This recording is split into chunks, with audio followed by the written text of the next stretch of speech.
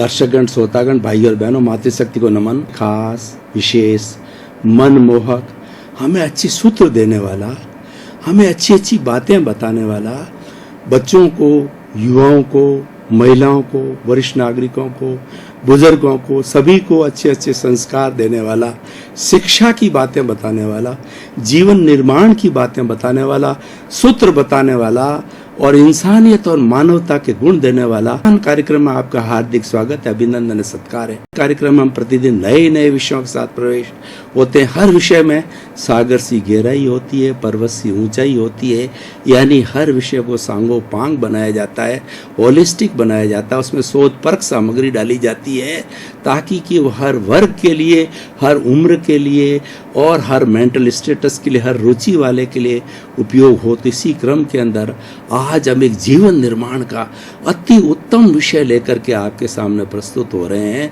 आज का हमारा विषय है अहंकार विनाश का द्वार। भाई और बहनों, दर्शक श्रोतागण, बहुत ही सुंदर विषय है कि रावण, मैं उदाहरण देना चाहूंगा कि रावण शिव भक्त था और रावण वेदों का जानकार था। रावण के बराबर इस दुनिया में कोई विद्वान नहीं था, लेकिन वह उसका वध क्यों हुआ? और हम विजयदशमी के दिन हर वर्ष कितने वर्षों से, युगों युगों से रावण को क्यों जला रहे हैं? ये बहुत बड़ी बात, शोध की विषय है। इसका एक निष्कर्ष रूप में बात करना चाहूं तो इसका कारण ये है कि रावण को अहंकार था और अहंकार के कारण ही उसका विनाश हुआ। उसके अंदर एक अवगुण था, 99 गुण था और एक अवगुण के कारण उसका विनाश हुआ।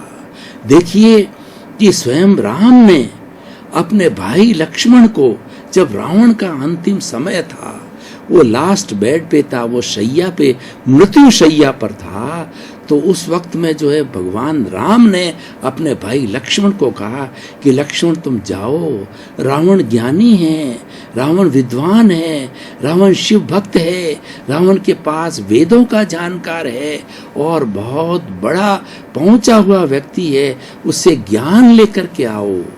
तो एक बार तो शक पकाए लक्ष्मण जी कि भैया शत्रु के पास जाकर के मुझे ज्ञान लेने की बात कह रहे हैं। भाई का आदेश था, चले गए, रावण के सिर की तरफ जाके खड़े हो गए और हाथ जोड़ा और रावण ने उनकी तरफ उठा के भी नहीं देखा, कोई बात नहीं हुई। तब पुनः जो है लक्ष्मण जी लौट करके राम के पास में आए और राम के पास से कहो भैया उन्होंने तो मेरी तरफ उठा के, मुंह उठा के भी, नजर उठा के भी नहीं देखा, मुझे कोई ज्ञान नहीं दिया। तो राम ने कहा भैया लक्ष्मण तुम किस दिशा में खड़े थे? कि मैं उनके सिर की तरफ खड़ा था। नहीं, तुम उसके पैरों की तरफ जाओ, ज्ञान लेना होता है गुरु से, तो गुरु के चरण स्पर्श करो, गुरु के चरणों के अंदर बैठो, गुरु के चरणों को जो शिरोधार्य करो, तब ज्ञान मिलता है। तो वो दूसरी बार जो गए लक्ष्मण जी, तो उसके जो पैरों की तरफ खड़े होकर के हाथ जोड़ के कहा, लक्ष्मण हाथ जोड़ के क्या, रावण जी आप मुझे जो है भैया ने जैसा कहा है कि सनातन सत्य क्या है, मुझे ज्ञान दीजिए। तब उन्होंने संक्षेप में, लंबी बात है, मैं संक्षेप में कहना चाहता हूँ कि भैया जो है वो अहंकार विनाश का द्वार है। जीवन में कभी अहंकार नहीं करना चाहिए। अहंकार करने से जो मेरी ये स्थिति हुई, मैं हमेशा समझता रहा कि मैं मृत्युंजय हूँ, मैं अमर हूँ, मैं अत्यंत शक्तिशाली हूँ, मैं विद्वान हूँ, मैं शिव का मुझको आशीर्वाद है, मेरा कुछ नहीं बिगाड़ सकता। इस अहंकार के कारण मेरी ये दुर्गति हुई। तो भाई और बहनों, दर्शकगण, श्रोतागण, मैं आपको कहना चाहता हूँ कि जीवन के अंदर अगर आप तरक्की करना चाहते हो, जीवन के अंदर आगे बढ़ना चाहते हो, अहंकार को पास पटकने मत दो। आप विनय कीजिए। विनय जो है वो सभी गुणों की खान है। तुलसीदास जी ने कहा कि विनय कभी मत छोड़िए। विनय जो के साथ में सारे गुण आते हैं, अविनय यानी अहंकार से सारे गुण चले जाते हैं। और अहंकार के लिए तो कहा गया है क्रोध, अहंकार, माया, लोभ, ये चंडाल चौकड़ी है। अगर आपने अहंकार को स्थान दिया तो ये तीनों इसके जो दोस्त हैं, क्रोध है, माया है, लोभ है, ये उसके पीछे पीछे बैकडोर एंट्री से पहले आ जाएंगे। तीनों का कॉन्ट्रैक्ट है चंडाल चौकड़ी का, अकेले नहीं रहते हैं। मैं आपको उदाहरण देना चाहूंगा कि जो व्यक्ति अहंकारी होता है उसको क्रोध भी आता है, क्योंकि अहंकार के वशीभूत होकर के वो सब लोगों को अपने से छोटा समझता है। वो घमंड करता है कि मेरे सामने दिए कुछ भी नहीं है। तो और कोई सिर उठाता है, कोई उसकी निंदा करता है, तो उसको क्रोध आता है। और उसके साथ साथ के अंदर जो है लोभ की प्रवृत्ति भी होती है। अहंकार के वशीभूत होकर के व्यक्ति अपने आप को बड़ा समझ करके वो धन संग्रह करना चालू करता है। तो धन संग्रह के कारण उसकी लोभ की वृत्ति बढ़ती है। और जहाँ लोभ आता है उसके साथ में छल कपट अपने आप ही आ जाती है। बिना छल कपट के लोभ नहीं होता है, क्योंकि इसको माया कहते हैं। ये सारा संसार माया युक्त है और इस माया के कारण ही संसार चल रहा है। और माया ही सबको भटकाने वाली है। माया के द्वारा घर तोड़ दिए जाते हैं।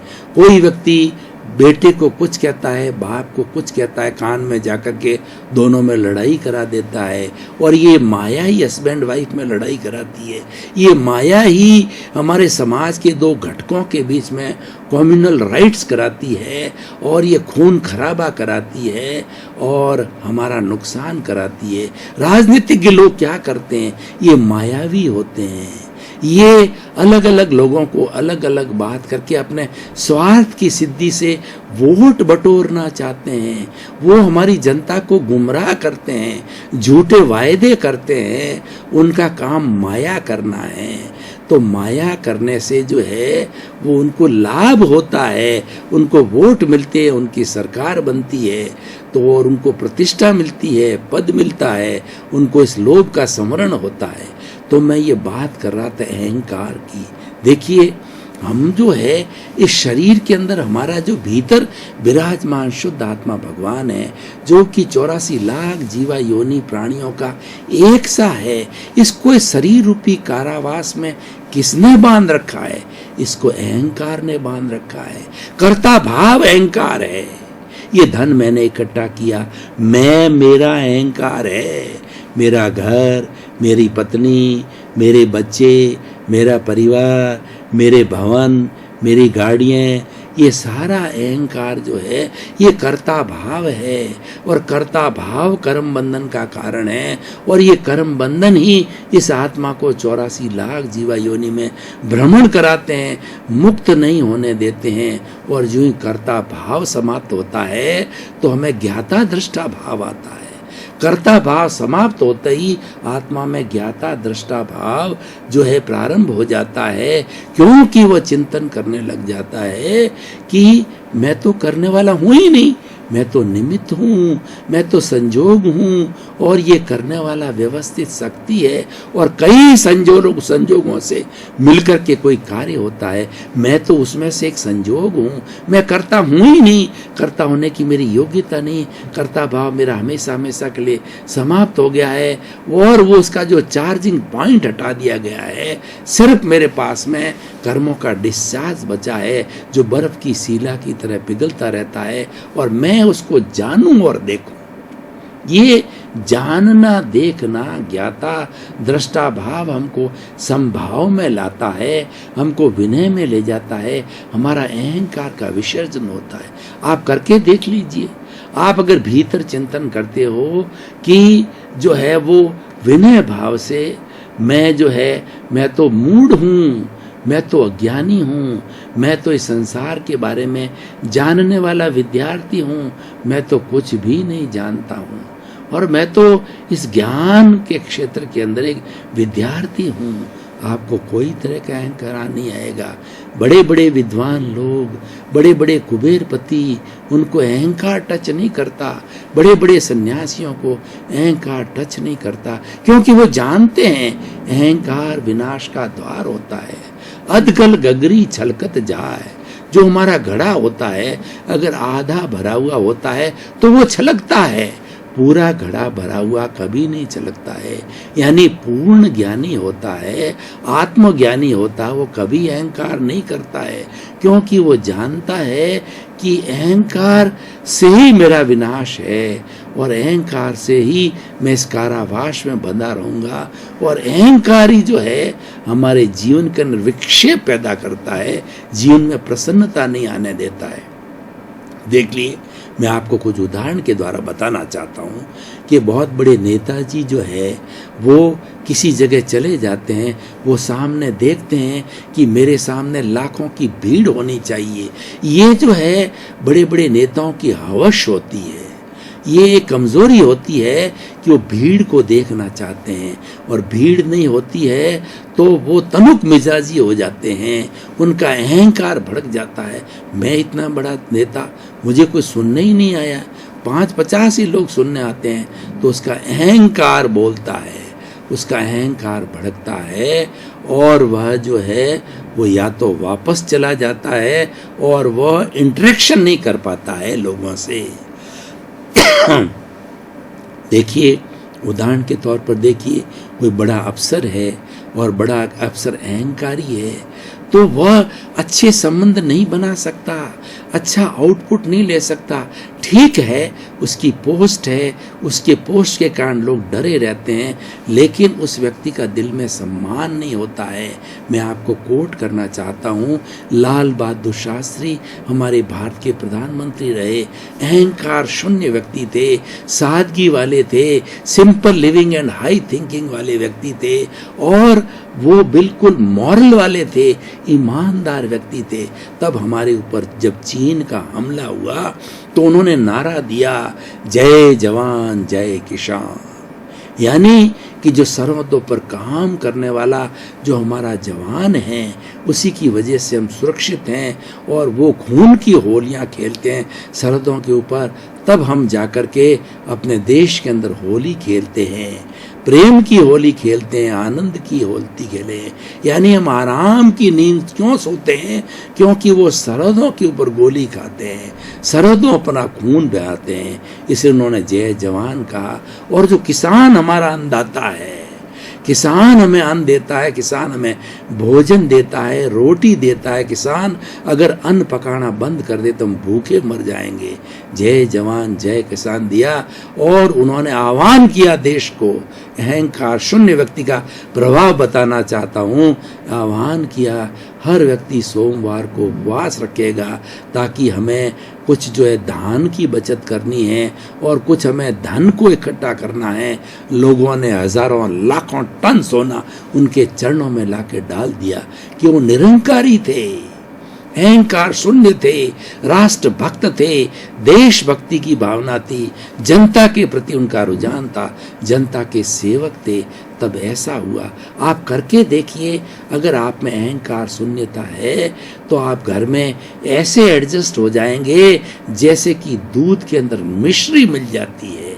अहंकार शून्य व्यक्ति छोटे से छोटे, बड़े से बड़े व्यक्ति के अंदर एडजस्ट होता, वो झलकता नहीं है कि विद्वान है ये, और इतना बड़ा ज्ञानी है, इतना बड़ा चरित्रवान है, इतना बड़ा पहुंचा हुआ व्यक्ति है, क्योंकि वह जब बोलता है, ज्ञान की प्रस्तुति करता है, ज्ञान के प्रयोग करता है, लोगों की मदद करता है, लोगों को शिक्षा देता है, तब मालूम पड़ता है कि इतना बड़ा ज्ञानी पुरुष हमारे बीच के अंदर है। सीधा सादा सादगीपूर्ण जीवन। तो भाइयों और बहनों, दर्शकगण, श्रोतागण, आज मैं कहना चाहूँगा, अगर जीवन को हाइट्स प्राप्त करना चाहते हो, अगर जीवन में तरक्की करना चाहते हो, अगर जीवन में आनंद की अनुभूति करना चाहते हो, जीवन को सुखमय बनाना चाहते हो, अपने परिवार को सुखमय बनाना चाहते हो, समाज को सुखमय बनाना चाहते हो, और इस सृष्टि को जो है वसुधैव कुटुंब की तरह जीने लायक स्वर्ग बनाना चाहते हो, अहंकार छोड़िए। अहंकार आप किस बात का करते हैं? देखिए, मैं आपको बताना चाहता हूं। एक व्यक्ति अहंकार करता है कि मेरे पास बहुत धन है, तो धन की क्या सीमा, एक से एक बढ़ करके कुबेर हमारे विश्व के अंदर बैठे हैं। वो कहता कि मैं बड़ा हूं, उससे बड़ा मिल जाता, उससे बड़ा मिल जाता है, तो किस बात का अहंकार करेगा? मैं एक चक्रवर्ती राजा की बात करता हूं। चक्रवर्ती राजा वह होता है जो 6 खंड का राजा होता है। उसने देखा कि मेरे नाम की पट्टी जो एक मंदिर का जो है वो पट बना हुआ था, तो मेरे वहाँ चक्रवर्ती सब अपने अपने नाम की पट्टियाँ लगाते थे। तो वहाँ गया और देखा कि मेरे नाम की पट्टी लगाऊं, तो जगह ही नहीं मिली। सब पहले इतने चक्रवर्तियों की पट्टियाँ लगी हुई थी, उसका अहंकार शून्य हो गया। अरे, मैं तो इतना बड़ा व्यक्ति अपने आप को समझ रहा था, मेरे से तो पहले कितने कितने बड़े हो गए हैं। तो भैया, पहले से अहंकार शून्य हो जाओ ना। पहले से ये मानो ये समाज का सबसे छोटा व्यक्ति मैं हूँ। छोटा का मतलब ये नहीं आप स्वाभिमान को गिराओ, आप इन्फीरियरिटी कॉम्प्लेक्स में आओ। आप ना तो सुपीरियर बनो ना इन्फीरियर बनो, आप मध्यस्थ भाव से रहो। आप घर में भी जो है छोटा से छोटा आपका पोता हो, आप चिंतन करो उस पोते से भी मैं छोटा हूँ। इतना मेरा अहंकार जो है विलीन और शून्यता है, तो आप हरेक को निष्पक्ष रूप से बात करेंगे। अहंकार के अंदर क्या होता है हम राग द्वेष से जुड़ जाते हैं। अहंकार का सबसे बड़ा नुकसान क्या है? वो हमारे दोषों को देखने नहीं देता है। वो जो है प्रियता और अप्रियता की 2 आंख बना देता है, तीसरा नेत्र नहीं खोलने देता है। अहंकार शून्य व्यक्ति जो होता है समता भाव के अंदर आ जाता है। वह तो तुरंत अपने दोष देखना चालू कर दे। जो अहंकार शून्य व्यक्ति होगा वो हमेशा देखेगा कि इस दुनिया के अंदर जगत निर्दोष, सब मेरा दोष। इस दुनिया के अंदर किसी भी 84 लाख जीवा योनि के प्राणी का कोई दोष नहीं है, सब मेरा दोष है। और अहंकार शून्य वाला व्यक्ति ये मानने लग जाता है कोई मुझे सुख देता है, दुख देता है, अगले वाला मेरा जो निमित्त है वो मेरा हितैषी है, वो मेरे अवगुणों को निकाल रहा है, वो मेरा हिसाब चुकता कर रहा है, मुझे एनओसी दे रहा है क्योंकि मैंने पूर्व जन्म के अंदर इसको कोई न कोई कष्ट दिया था। उस कष्ट का भुगतान, उसका चुकारा कर रहा है, मुझे फारगती दे रहा है, मुझे एनओसी दे रहा है, मुझे क्लियरेंस कर रहा है, तो मेरा हितैषी है। तो उसको जो है वो हितैषी रूप में जानने लगे। और अहंकारी व्यक्ति होगा वो हमेशा दूसरों के दोष देखता रहेगा। अहंकार अपने दोषों का रक्षण करता है। अहंकारी बुद्धि दोषों को छिपाती है, दोषों पर पर्दा डालती है और वह दोषों का रक्षण करती है। निरंकारी जो होती है वो हमारी प्रज्ञा होती है। वो प्रज्ञा यही कहती है कभी भी 84 लाख जीवा योनि के किसी भी प्राणी को निर्दोष दृष्टि से देखो, कोई दोषी है ही नहीं। दोष तुम्हारा स्वयं का है, जो तुम क्रिएट करके आए हो, जो तुम कॉज डाल के आए हो, वो आज कर्म फल बन के आए हैं, वो कर्म फल मिल रहा है, कर्म फल से आपका कर्म परिणाम मिल रहा है। तो भाई और बहनों, दर्शकगण, श्रोतागण, बहुत ही सुंदर विषय है। ये सुंदर विषय जितना व्याख्या करने का है उतना ही विषय जीवन में धारण करने का है। अब आप देखना चाहेंगे कि आपने थ्योरी तो बहुत लंबी चौड़ी बता दी, पर एक्शन की बात कीजिए, इसको प्रैक्टिकल के अंदर कैसे करें। तो अहंकार शून्यता के लिए मैं आपको कुछ सूत्र देना चाहता हूँ। पहला सूत्र तो ये है कि जो हमारा ये श्वास है, ये श्वास हमारा सबसे बड़ा साथी है। श्रोतागण, श्रोतागण, भाई और बहनों, आपका बहुत बहुत धन्यवाद। कार्यक्रम प्रतिदिन जीवन निर्माण की बात करता है, जीवन को ऊंचा बनाने की, अच्छा बनाने की और जीवन को उत्थान करने की बात करता है। इसीलिए आप हमारे साथ जुड़े रहिए और इसी आपके जुड़े रहने के कारण बहुत से एपिसोड दे चुका है और दे रहा है। आप हमें प्रोत्साहन दे रहे हो, आपके प्रोत्साहन के कारण ही कार्यक्रम प्रगति कर रहा है। कार्यक्रम को देखते रहिए, अपने मित्रों को कहिए, पारिवारिक जनों को कहिए, इसमें बहुत अच्छी अच्छी बात, सकारात्मक भाव मिलेंगे, क्योंकि हमारा उद्देश्य है सर्वे भवन्तु सुखिनः सर्वे भवन्तु निरामया। इसी क्रम में आपका जीवन आनंदमय हो, मंगलमय हो, सुखमय हो, धर्ममय हो और खूब आप समाज की सेवा कर अपने जीवन को धन्य बनाओ।